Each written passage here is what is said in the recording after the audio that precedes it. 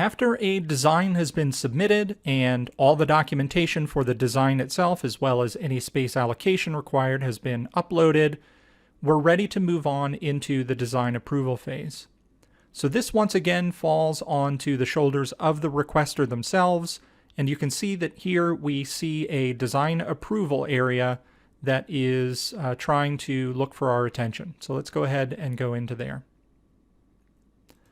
So we can come into our approve or reject, and what we will be presented with here is some notes about the design. So this is the notes that the designer themselves added, and any attachments here that will help convey what's going on with this particular design.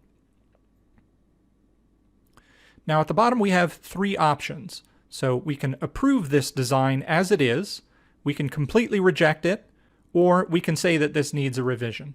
So if we say that it needs a revision or we intend to reject this, we're being asked to add some additional notes.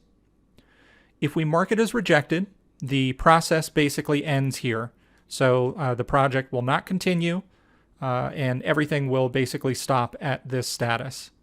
However, if we mark that it needs a revision, it will go back to the design phase, and the designer then can make changes based on comments from the requester here.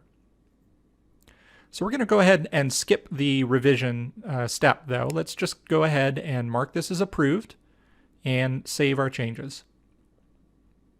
And so once again, the approval will now come off of the shoulders of the requester, and the project can move ahead to the next status.